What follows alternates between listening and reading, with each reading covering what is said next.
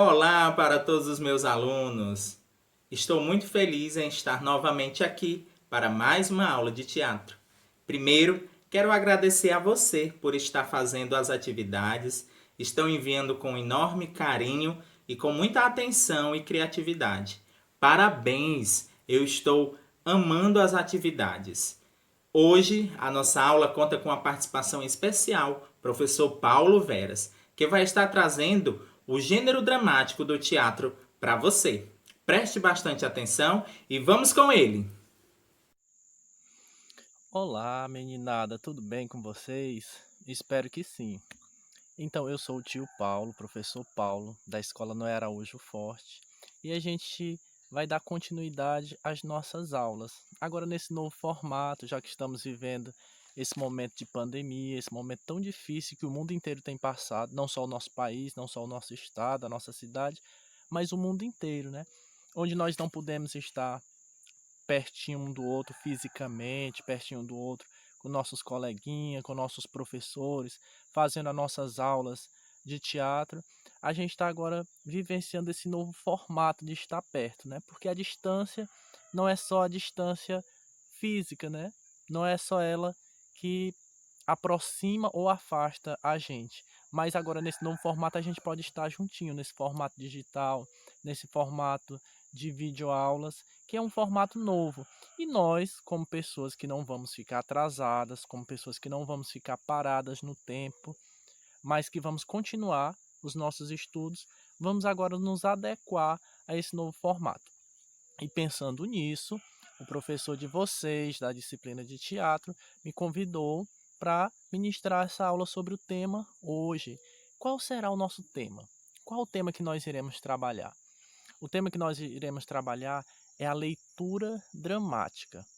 Quando você ouve falar de leitura dramática, o que passa pela cabecinha de vocês? O professor de vocês já deu alguma aula, a professora, sobre leitura dramática? Já foi passado algum trabalho, alguma coisa, ou é a primeira vez que você está escutando? Bem, se você já escutou, você vai relembrar, vai rememorar sobre o que é essa leitura dramática. Se você nunca escutou, nunca ouviu falar, essa é a primeira vez, então muita atenção, preste bem atenção, porque nós vamos explicar hoje como é que faz essa leitura dramática. Como é que faz? Nessa videoaula de hoje vão ser dois pequenos vídeos que nós vamos fazer para vocês explicando e passando uma tarefinha em cima disso. Então, primeiro eu quero apresentar para vocês a leitura dramática. O que é ela? Essa leitura dramática nada mais é do que se você se colocar diante da plateia, diante de um público com um texto e você colocar toda a intensidade, toda a emoção naquele texto, seja ele de tristeza, seja ele de alegria, seja qual for aquilo que o texto quer passar, você conseguir ler, conseguir colocar a emoção exigida daquele texto na sua leitura diante da plateia. Ficou entendida essa primeira parte? Pois muito bem. Agora que nós já falamos sobre o que é essa leitura dramática, em breves palavras, falamos, né, que a leitura dramática é aquela leitura que você se coloca diante da plateia, diante do público, e faz aquela leitura colocando toda a intensidade, né? E aí você pode se perguntar, mas professor, tio, como é que eu vou fazer isso aqui em casa, né? Se não for ter meus coleguinhas para ser a minha plateia, para ser o meu público, como é que eu vou aprender a fazer essa leitura dramática? Muito bem. Eu e professora Nayara, pensando nisso, nós montamos umas mini tarefinhas para vocês. Como é que vocês vão fazer nessas tarefinhas? Olha, a professora Nayara escolheu um texto belíssimo sobre cordel para que a gente faça isso em casa. Eu aqui da minha casa, vocês aí da casa de vocês, vão fazer essa leitura dramática desse texto. Que a leitura colocando toda a intensidade, colocando todas as emoções, assim como a gente iria fazer se estivesse aqui em sala de aula. E aí você vai fazer essa leitura, pegando tudo isso que eu já fui falando, o que é a leitura dramática, colocando essa intensidade, colocando essa emoção daquilo que o texto pede, daquilo que o cordel vai pedir, e aí você coloca. Para quem você vai mostrar isso daí? Bem, quem vai ser a sua plateia? Sua plateia vai ser as pessoas aí da sua casa, seja sua mamãe, seu papai, seu titio, sua vovó, seus primos, as pessoas que convivem com você, com quem você mora, com quem você convive. Mas serão só essas pessoas? Não, de forma nenhuma. Você também irá apresentar para nós, professores, para o seu professor da disciplina que vai colocar esse vídeo para você, no seu grupinho lá da sua sala. Como é que você vai fazer? Você vai ensaiar, vai ler, fazer essa leitura desse texto, vai ler para as pessoas da sua casa, e aí depois você vai gravar um pequeno vídeo fazendo a leitura, colocando toda a sua emoção, colocando toda a intensidade que o texto pede, que o cordel vai exigir. Aí você coloca, manda, grava esse vídeo, envia para mim ou para o seu professor, pode ser em forma de vídeo ou em forma de áudio, tá certo? Que aqueles que não conseguem fazer o vídeo, faz em forma de áudio e manda para mim, que aí eu vou receber aqui e depois, ou seu professor vai receber aí e vai atribuir a você uma nota, né? Vai atribuir a você uma participação, vai lhe dar dicas, e assim a gente vai vivenciando esse novo momento, né? Enquanto a gente não pode estar presente, junto, um ao outro, em sala de aula, a gente vai vivenciando, aprendendo dessa forma. O importante é não parar de estudar. Combinado, criançada? Então, bons estudos, boa aula e bom vídeo para vocês. Um abraço! Quando a gente fala de teatro, isso lembra a gente logo a Grécia, que é onde surgiu o teatro, a tradição teatral na qual a gente se baseia até os dias atuais. Quando a gente fala de teatro grego, a gente não pode se esquecer da tradição clássica que engloba o texto épico, o gênero lírico e o gênero dramático, que é onde se encaixa o teatro. A palavra drama, para se ter uma ideia, não tem a ver com chorar, ficar triste, ah, meu Deus, não. Tem a ver, na verdade, com ação. É uma palavra grega que significa ação. E diferentemente de outros textos, o texto teatral ele não foi escrito para ser somente lido, mas representado. Então, a partir daquele texto, nós conseguimos ver a ação dos atores, né, no palco, representando pessoas, representando personagens diversas. O texto teatral é composto por dois textos, um principal e o outro secundário. Esse texto principal é composto pelas falas dos personagens, que são feitas em discurso direto. A gente entende discurso direto como sendo a representação fiel da fala de alguém. Nesse caso, os atores estão falando exatamente aquilo que os personagens disseram, com as mesmas palavras. Então, um discurso direto. O outro texto que compõe também o teatro são as rubricas. Né? As rubricas são aquelas marcações de cena que ajudam a gente a compreender. Muita gente confunde o papel dessas rubricas com o papel de um narrador, coisa que a gente vai encontrar nos textos literários. Mas as rubricas, que fique bem claro, não são um narrador. Elas são indicações de cena para que a ação possa acontecer. Então, abrem-se as cortinas, uma luz intensa vem do alto. Essas marcações todas ajudam a atuação a acontecer. Quem nunca viu aquela famosa imagem das máscaras gregas, né? Uma sorrindo e a outra chorando. São símbolo do teatro, essas duas máscaras, pois elas também representam os gêneros clássicos ali da antiguidade, tá? A tragédia e a comédia.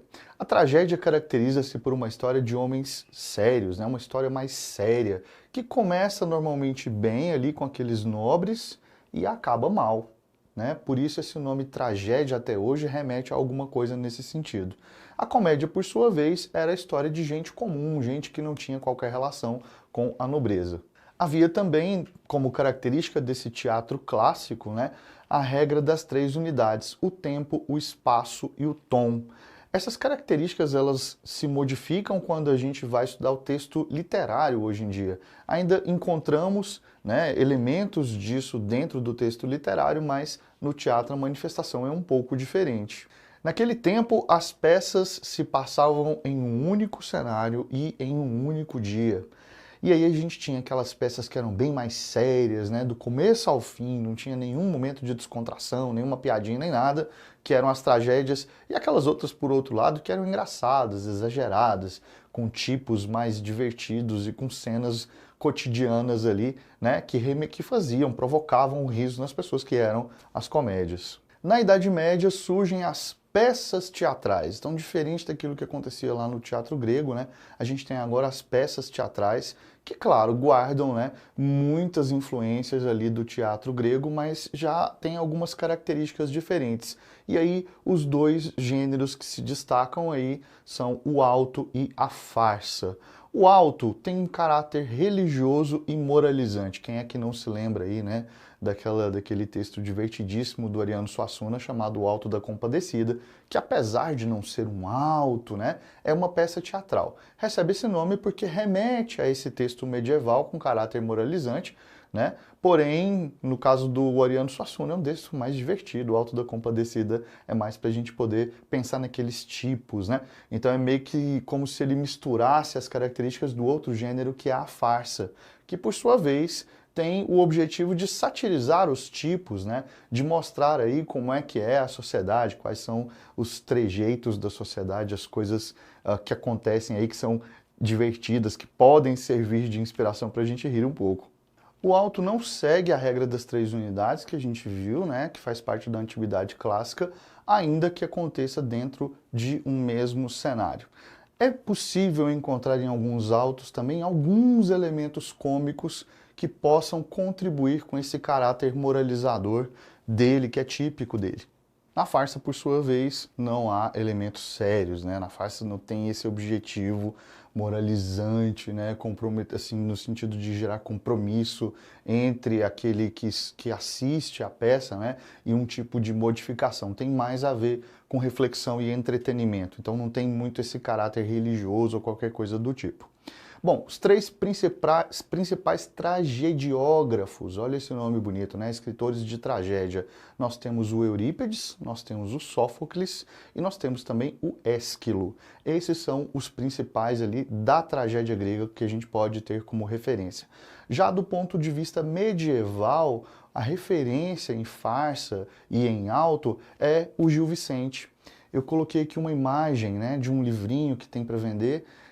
Aí você deve encontrar na internet facilmente e que tem aí, ó, auto e farsa ao mesmo tempo, né? No mesmo livro ele reúne porque ele produziu essas duas frentes de texto teatral. Bom, e hoje? Hoje a gente percebe que o texto teatral ele alcança outros nichos, outros espaços, né? Então, a partir de 1895, com a criação do cinema dos irmãos Lumière, a gente vai ter roteiros de cinema sendo escritos futuramente, que é uma espécie de levar o drama para dentro da representação cinematográfica. E aí muda tudo, porque aí a gente vai ter uma série de cenários, né? Nós vamos ter uma série de locações, existem outros recursos, né? Porque a câmera ali fala, né? Então, diferentemente do que acontece no teatro em que a gente está lá assistindo do nosso ponto de vista, a câmera no cinema acaba contando a história. A mesma coisa serve para novela televisiva, para série. Então, todas têm essa perspectiva de buscar lá no teatro grego elementos de composição, afinal de contas todas essas histórias são contadas também pelas próprias personagens, né? São as ações dessas personagens que contam os fatos, mas numa perspectiva muito diferente do teatro. Então é isso, galera. Vou ficando por aqui. Muito obrigado pela sua audiência, pela sua companhia. Eu espero que você tenha gostado dessa aula. Espero que todos vocês tenham gostado dessa atividade. É uma forma que nós estamos utilizando para inovar a aula diretamente para você, meu aluno, para que você conheça uma nova linguagem através de outros professores. Até mais!